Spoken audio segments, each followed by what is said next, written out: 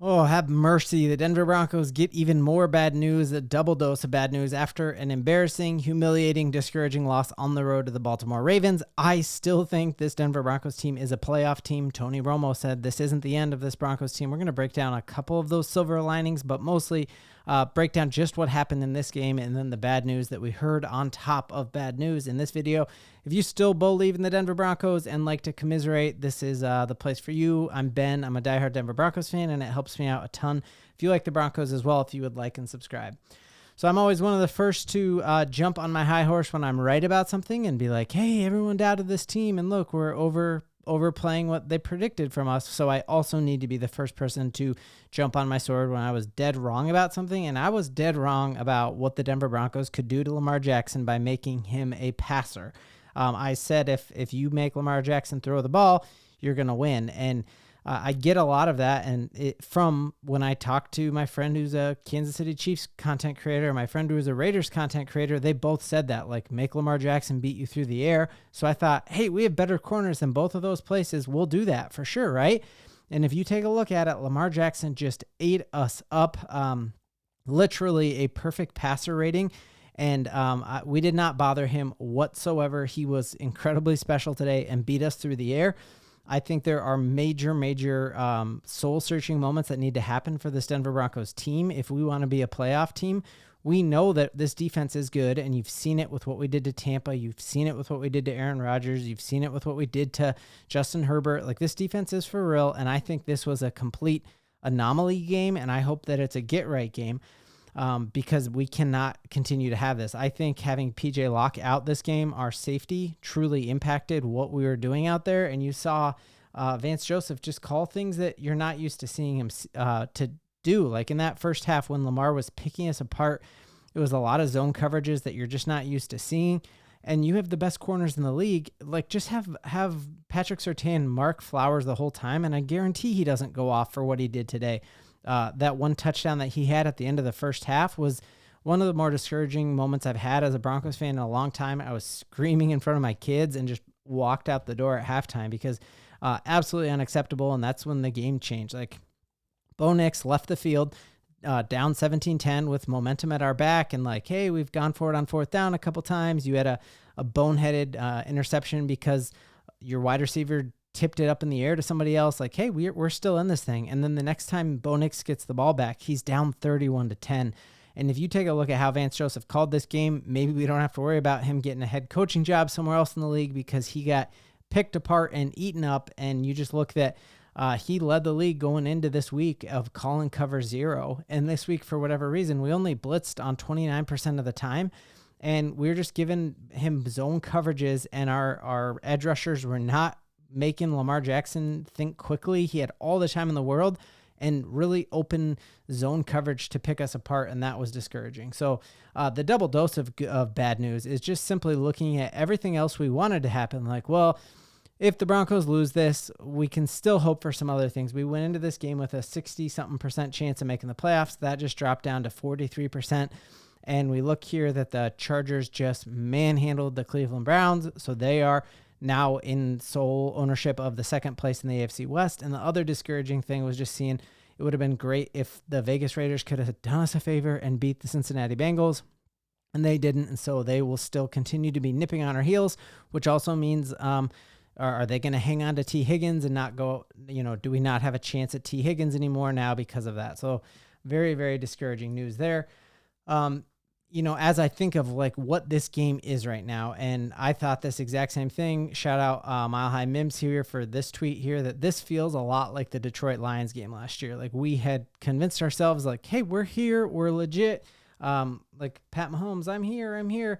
And we went into Detroit and we just got smacked around and we lost 42-17. We lost even worse today to a Baltimore team. Sean Payton had taken away victory Monday. Lamar Jackson missed 2 days of practice with a brand new receiver, and even still, they picked us apart. And so this is where we really need to have a come to Jesus moment, and we need to go out next week against the Kansas City Chiefs and show that we are a playoff team. It doesn't mean we need to win, because we can still make the playoffs. Even if we lose that game, we need to take care of our games remaining at home.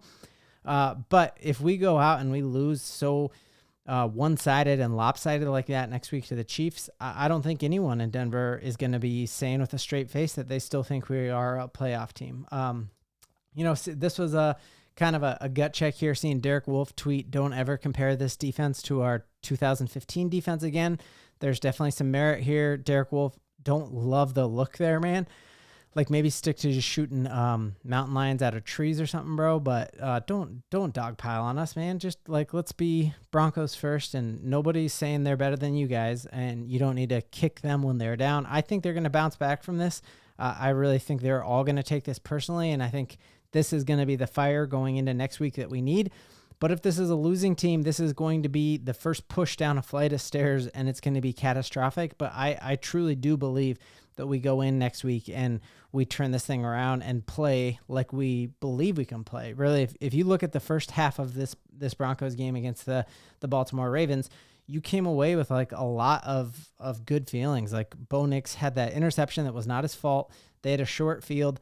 We went for it 4 times on 4th down and didn't get it. Like, that is, and essentially that's a turnover. So you not only don't win the turnover battle, you're down 5 in that fourth down conversions that you don't get are essentially turnovers. And the Broncos, this loss is on Sean Payton. This is on Vance Joseph. And I think the only bright spot for this was Bo Nix. Like, he stepped up. The touchdown reception he had got me insanely hyped, just seeing the type of leader he is, that we see. Courtland Sutton still is a wide receiver 1 playing against Humphrey, who everyone says is an amazing corner. Courtland Sutton still eclipses that 100-yard mark, but it really feels like it is Courtland Sutton and Bo Nix are offensive weapons. And outside of that, there's nobody to write home about. And so very discouraged that we cut Tim Patrick. I'm like, Sean Payton, what are you thinking, man? Because Tim, you're now looking at 2 first drives in a row that Lil Jordan Humphreys causes the other team to have the ball in a short field. And this week, they didn't make us pay on that. But I just don't think Tim Patrick fumbles last week. I don't think he bats a ball up in the air for an interception this week. And I think he catches that ball in the back of the end zone that Humphrey missed today. And I think this is proof that the Denver Broncos need to make a move at the trade deadline. I know there are a lot of people saying this proves that we're so far away from the playoffs that we shouldn't be buyers this year. But I think to develop Bo Nix, to give him confidence moving into next year, and the playoffs still are a legit thing. Like, look at all of these teams that people thought were going to be great that are still way sub 500. We are still, the season were to end right now, we still would be in the playoffs, and we need to lean into that. That I think next week is, we go 1-0 next week, and we are back on the schneid, as they say. Other things here was, even Tony Romo essentially saying what I'm saying here, in that he was criticizing our wide receiver room all day long. And what is Bo Nix as a rookie supposed to do? And if you look at how poised he was, his body language, even when receivers would let him down, he never is an Aaron Rodgers type guy who throws people under the bus or shows discouragement.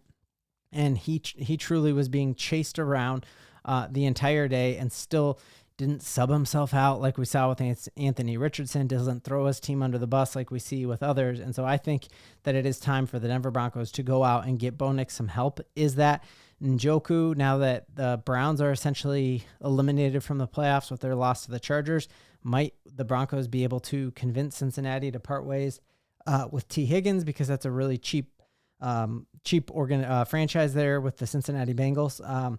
But yeah, a lot of people out there saying, like, get Bo Nix another guy, because it's not just about this year. It's about the confidence he has this year. So it will help us win this year, and it'll help Bo Nix have confidence going into next year when we're off of the bigger dead cap hit for Russell Wilson.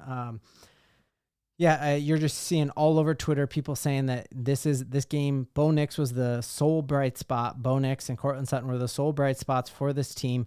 The defense, I still think, has the talent to be a top 10 defense in the league, and that this was an anomaly game. But next week is a get-right game, because if we look like this again next week, you are going to see a lot of people feeling differently about the Broncos. I still think we are making the playoffs, and I hope you do too, and we have a lot to believe in. I needed that. I just need one win today, please.